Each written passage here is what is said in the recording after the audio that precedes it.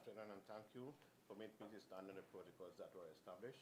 Honorable Minister, NSA, Chief of Defense. Can we just shift the mics, please? We're not hearing him clearly. Other mics. Other senior and junior officers, members of the press, good afternoon. I'm here this afternoon. 1 second, Commissioner. Let me just get everybody there.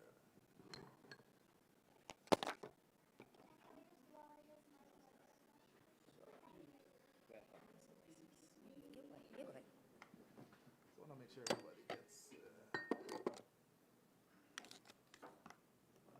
Okay, good. Right, so as not to miss anything, we started off on Sunday and we are currently investigating. And so I build this in a document that I'm going to read to you so that we're not going to forget anything, and all that you want to know, you're going to know today. And so the Ghana Police Force, major breakthrough, an explosion investigation. And so the main suspect is in custody for the coordinated police operation. The Ghana Police Force has made a significant breakthrough in its investigation into the 26th of October 2025 explosion at the Mobil Fuel Station, Region and King Street, Georgetown, an act of tyrannical claims of life, 8-year-old Miss Bourne, and left 4 others injured.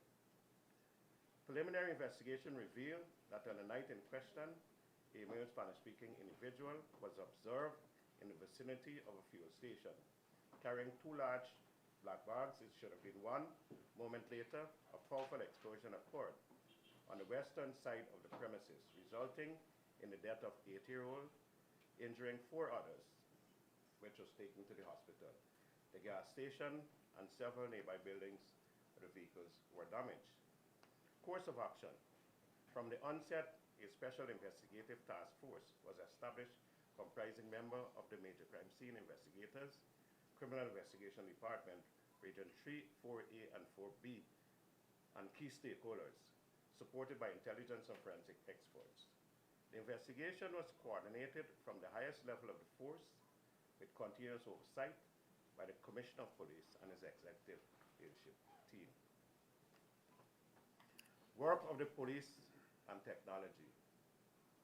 The force, in collaboration with the Safe City Command Center and earlier intelligence agencies, utilized video forensic analysis, digital tracking, and data correlation to trace the suspected movements before and after the incident. Acting on a credible information through interagency coordination and field intelligence, investigators were able to locate the suspect at Virgin Sideline Dam, East Bank, Essequibo, where he was captured earlier today, Tuesday, October 28, 2025, in a coordinated operation led by a superintendent.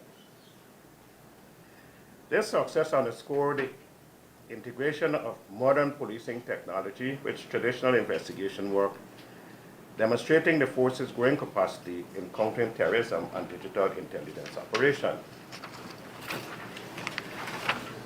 The main suspect, Daniel Alexander Ramirez Pidermo, a Venezuelan national, is presently in custody assisting with ongoing investigations.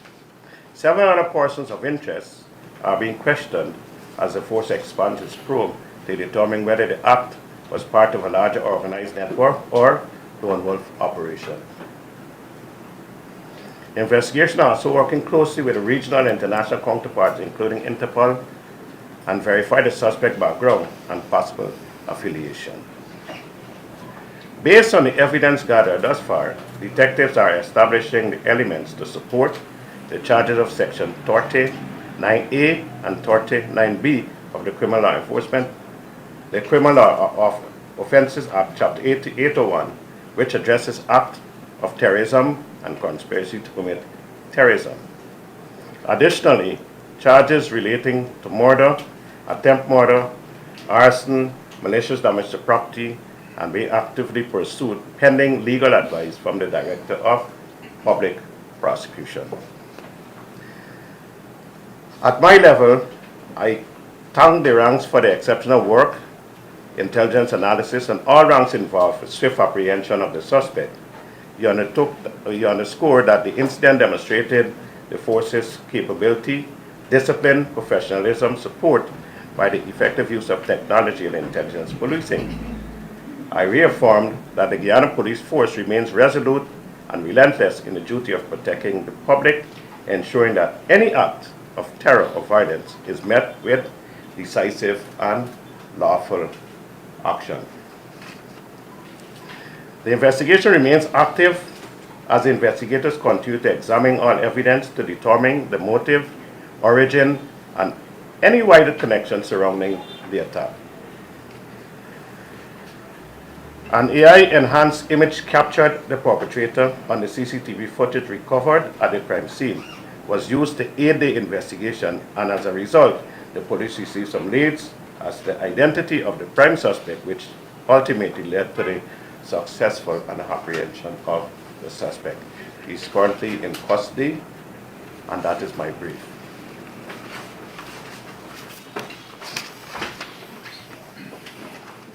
All right, thank you very much, Commissioner.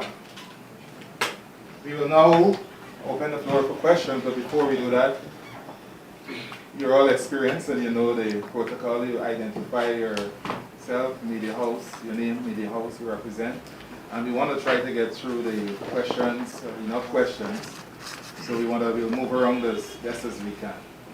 All right. Go ahead. Good night, Agassi Logan, MCN News. Guyana's received, even prior to 2020, Commissioner, Spanish-speaking immigrants and Minister, at a time when the world responded collectively to humanitarian crisis in Venezuela. What steps have been taken to monitor the migrant presence here? Could we see any new initiative roll out to heighten surveillance? And when did this perpetrator enter the country? I'm going to deal with the first part, and I'm going to hand over to Madam to deal with the second part. But sooner or later, while we've been monitoring them at the ports of entry as they come in, they register.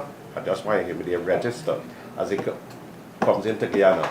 But within the next 3 or 4 weeks, we're going to use another mechanism where we're going to ID all the immigrants that are in Guyana that are not registered, and so they are going to be registered through the process.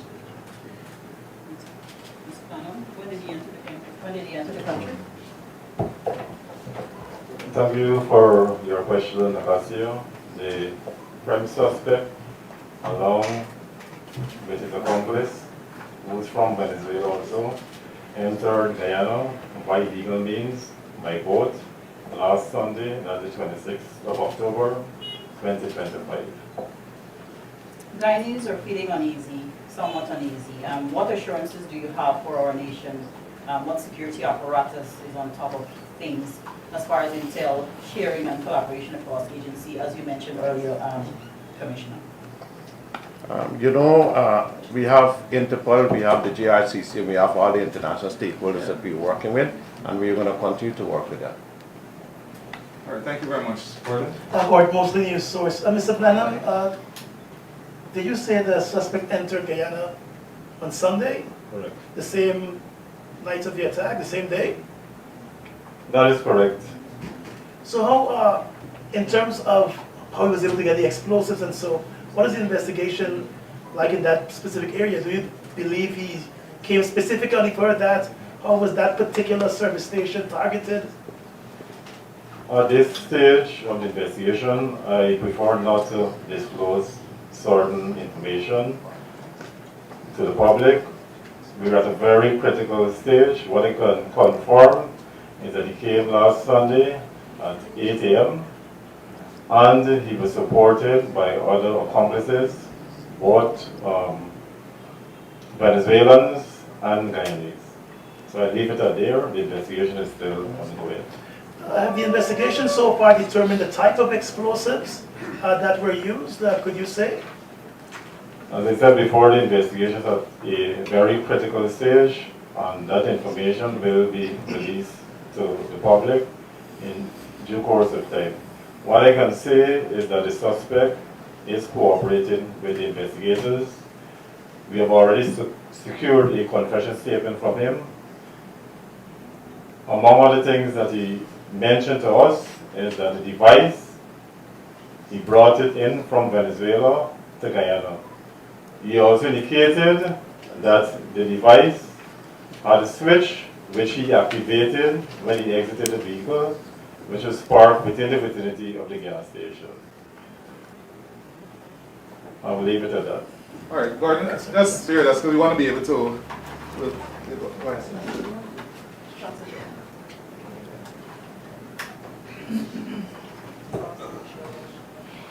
Just so that we could accommodate everybody, I will try to see if we can keep it to 2 questions. That's fair. Thank you. Travis Chase, Nightly News. In March of 2025, the former Home Affairs Minister said that there are several sleeper agents from Venezuela in Guyana. I'd like to know what was done since then with that information. And secondly, were any other successful laboratory analysis yielded?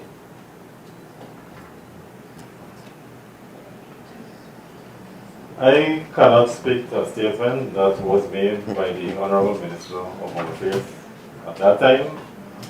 What I can say is that the previous incident that we had, that matter is currently engaged in the attention of the court, and as a result of that, I have to be very circumspect with what I say. I do not want to be in any breach of the court procedure. Go ahead.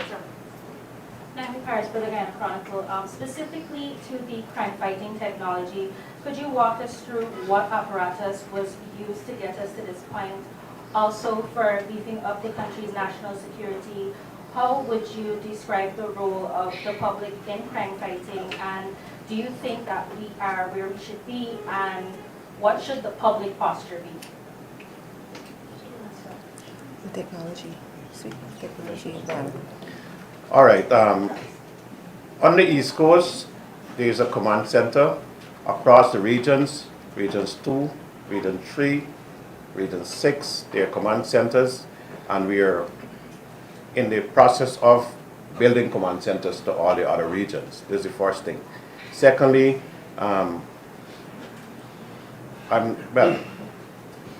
yes, I can do that.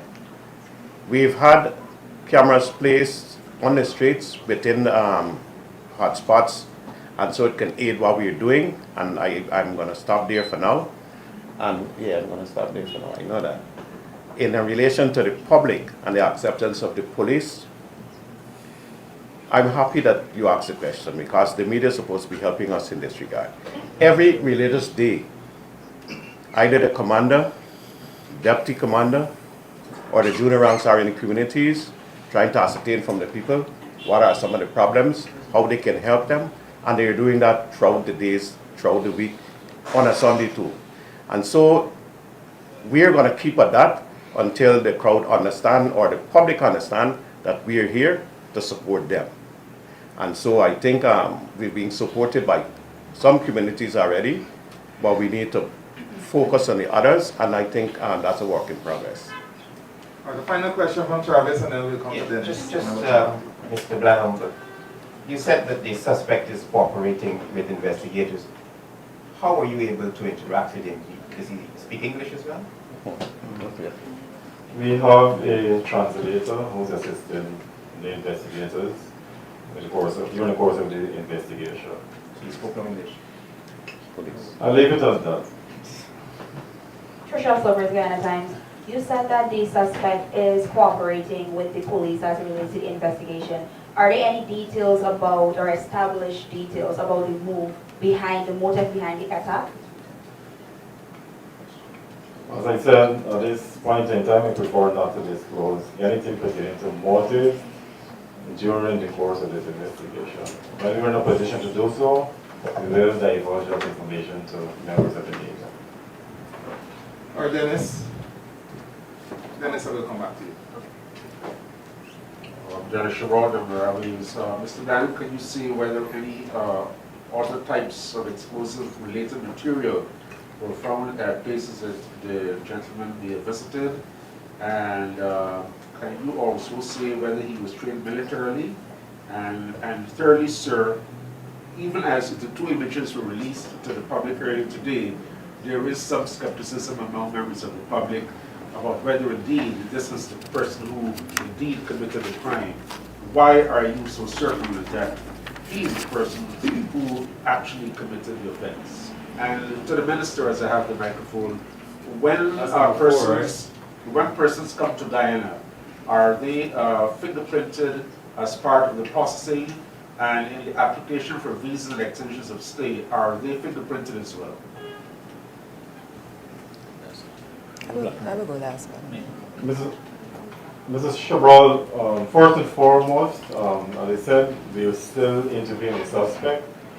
As we speak, what we were able to confirm is that he has some affiliation with a gang in Venezuela known as R. R is linked to the Sindicato gang. Secondly, the issue of identification, there's no issue about identification. The issue of identification doesn't exist. The prime suspect was positively identified by one of his accomplices. More so, the suspect, as I mentioned before, confessed to his involvement in this particular crime. There is no issue about identification any longer. Thank you. Shemai Prasad, DPI. Yeah, we just have two. Dennis went beyond his quote about you try to treat the questions. Yes, just Okay, I will treat with and then we're going to come back to you. yes. Okay, for the Venezuelans, migrants who come here through our ports, they're all registered. Their details are taken. However, we have acknowledged that the borders are porous and some people do enter illegally. And to address that, the government has launched the EID program. And what will happen is that we will have cards, that is, this program has already started, has already been rolled out. We have cards for citizens and we have cards for non-citizens. And what we will do is for the persons who are in Guyana illegally, they will be given a grace period in which to come to register and have this EID card. This card, you will not be able to do anything, perform any, access any services, banking without this EID card for non-citizens. And they will be given a grace period. After that grace period is expired and you do not register and have an EID card, you will be taken out of the country and other sanctions will be implemented. That is the policy. So now, are you fingerprinted? Are you fingerprinted on arrival?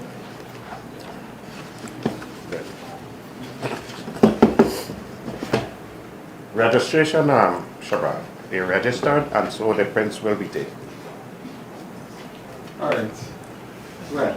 Yeah, Shemai Prasad, DPI. Can we get an update on the other victims that we discussed?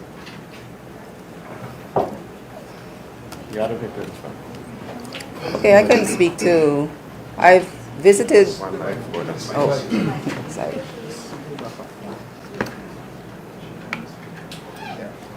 The adult is, first of all, they are all doing well, as can be expected. They are recovering. The two children have been able to start eating. They're still hospitalized and they're going to be kept in the hospital for a few more days.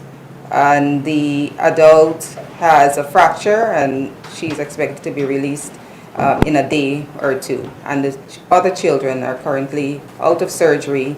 The plastic surgeon is looking at the child who had many lacerations and as a result of glass. And but they are all recovering well. All right. Thank you. Oh, go ahead, Mr. Blanham, Commissioner, and Mr. Watts, well, Mr. Watts as DC asked. Leroy Smith, Big Smith News Watch. Mr. Watts, could you say what systems are in place to safeguard the life and limb of our men and women in uniform and the police station and or wherever this suspect and his associates are being held at this time? Given the nature and the seriousness of this offense and us seeing what they're capable of, what systems are in place to take care of our men and women All right. dealing with this investigation? Leroy, we are in an operation mode at the force, and it's obvious that if we are keeping high-profile prisoners at the station, we will have to beef up the station. Generally across, and if you move across the country immediately after this press statement we have here, you're going to see increased police on the road, but you're going to see police and soldiers on the road, and we've beefed up all the border locations in terms of policing and the rest of areas that we. And if you roll on the road tonight, you're going to see patrols on the road too. So yes, we've beefed up all the regions to ensure that the police are comfortable, the police are safe, but more importantly, the public are safe. But at the stations, we are comfortable in that regard with the SOPs we put in place. Is the force in line? No, no. All right, so we're going to take maybe 4 questions more before we round up. Right? We'll go to, all right, I'll take Patricia and then we'll come to you. All right.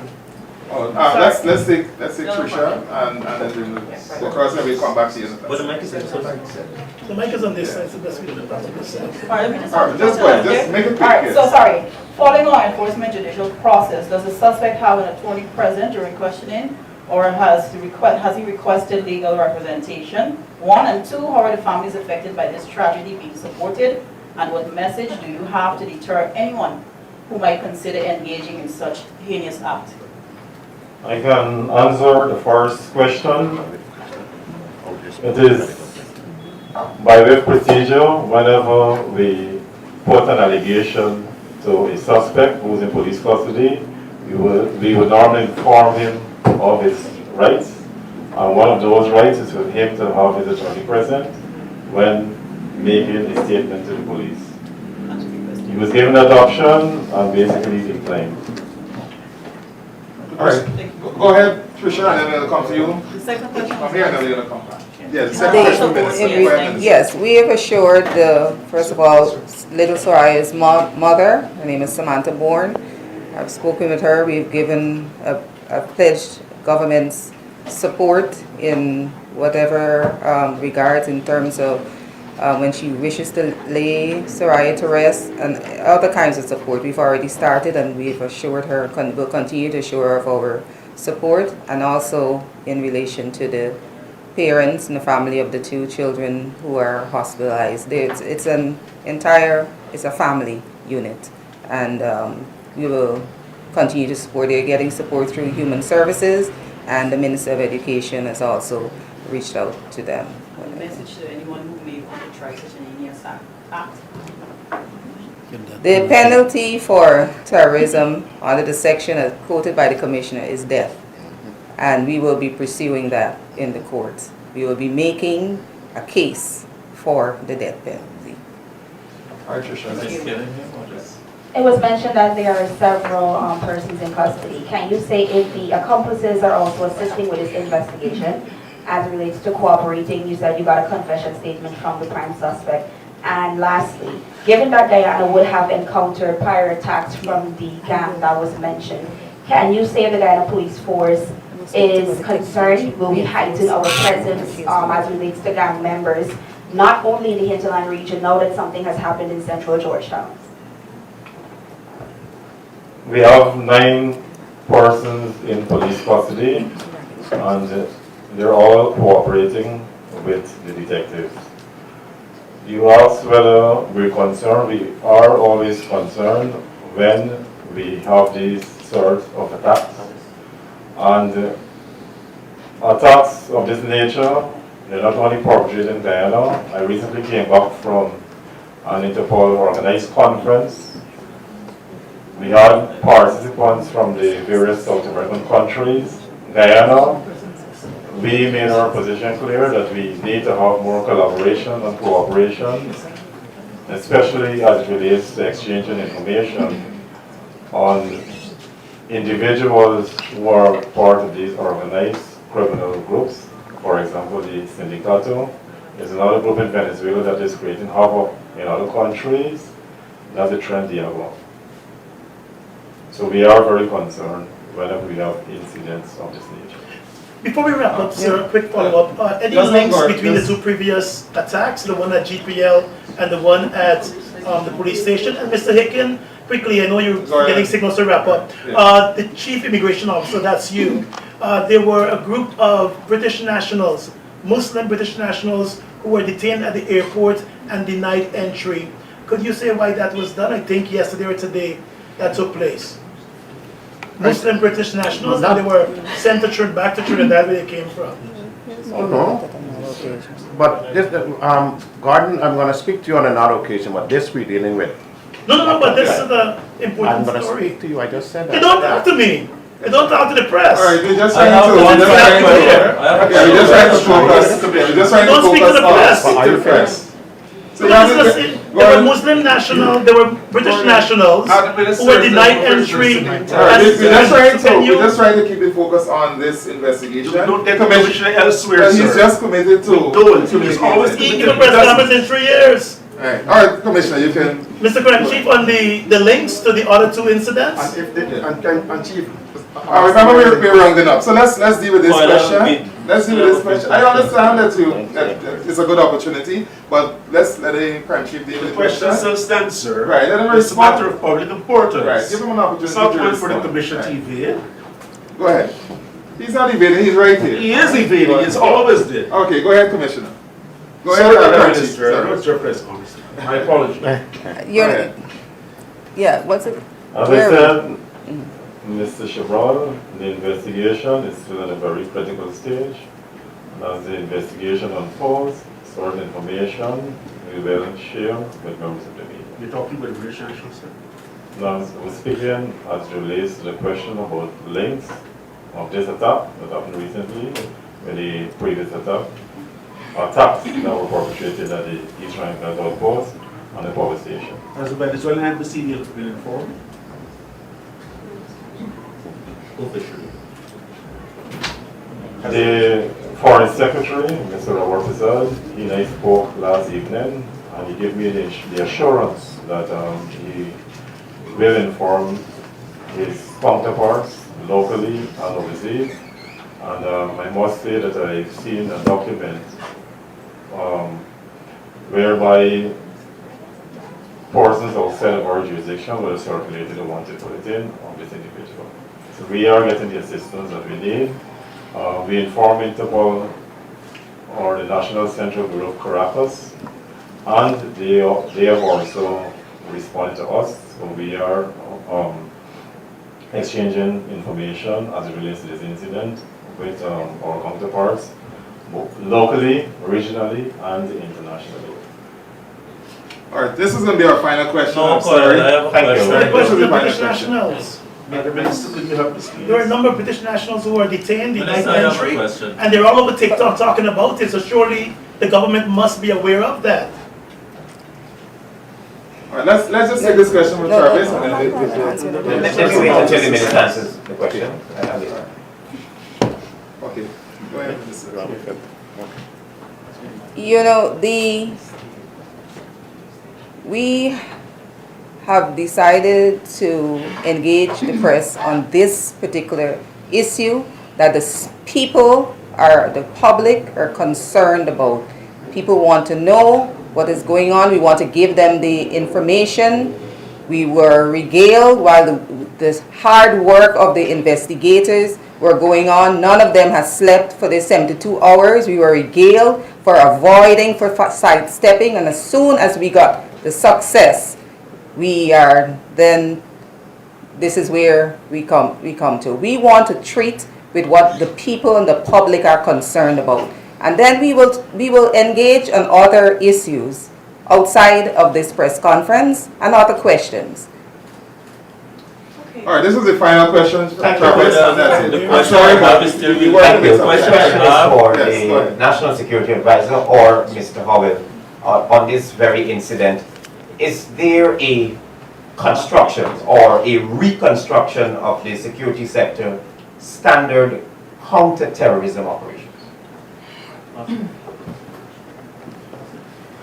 Counter-terrorism operations. We haven't reconstructed any of our procedures. The Guyana Defense Force is the Guyana Police Force rather, is the lead on any internal security matter. And that is what happened in this case as well. I want to see and follow up from the Honorable Minister that today the Guyana Police-led operation had a significant breakthrough in a fairly important security matter in protecting our people. And within this room and this environment, we expect, or reasonably expect, that we would applaud the efforts by the police force in having this breakthrough. And it was done so because of the capacity building and the human capital investment that was made over the years for us to come on to this point to solve a matter, an ongoing matter. And we've leveraged an integrated approach combined with technological assets and our human intelligence capability throughout this country within the last couple of years, to the point where we were able to quickly have real-time situational awareness and quickly solve matters. And at this time, the investigation is ongoing, and I trust that we will respect the crime chief and his office in their endeavors to continue to protect Guyana and mitigate any further incidents of this nature. Thank you. One further. I have one final question. I have one final question. So I'm just gonna ask Minister just to my final question, right? please. All right, Leroy. Thank you very much. Let me commend you guys for your wonderful work. Minister, you spoke of the state going for the death penalty. I know the president is being updated on this matter. Could you say, in the interest and for the benefit of the viewing public and this entire nation, if you as the security minister, and based on your conversations with the president, if you've gotten the indication that he may sign off on this man being put to death once this all comes to an end, the investigation and the court matters and so on, please? A young, innocent child has been murdered. Had this man been able to put that device in that bin, more lives are being lost. But one life, Guyanese life, is still too much. Yes, I am absolutely sure that our Commander-in-Chief and my President will sign off on that order. Thank you.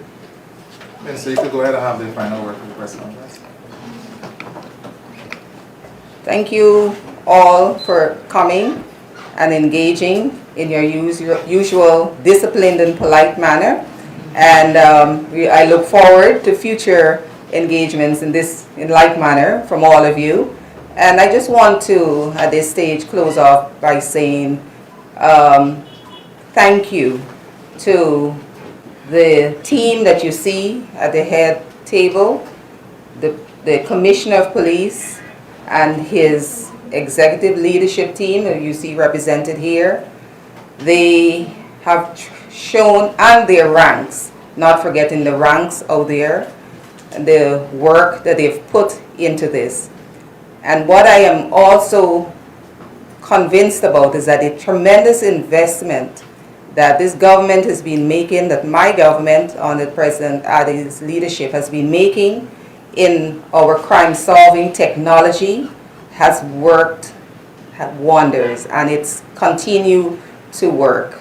We're seeing the Smart City program, the command centers, the different intelligence-led technology capabilities. It is all bringing forth fruit, and within less than 72 hours we had a major breakthrough with something that would have taken weeks, months, sometimes will most likely would have gone unsolved. But we were able to use the technology and the investment that government has made. And that is what I want us all to leave with, that we continue to lead this security sector, making investments. They are made with vision and with an attempt, with the vision of and the strategy of making sure that our citizens remain safe. And all of our programs and investments are with that in mind. So to all Guyanese, just know that your government continues to work for you, continues to invest, that you have a safe life, and that your life, you continue to see the realization of all your dreams within Guyana. Thank you very much all for coming out, and we'll engage very soon, very shortly.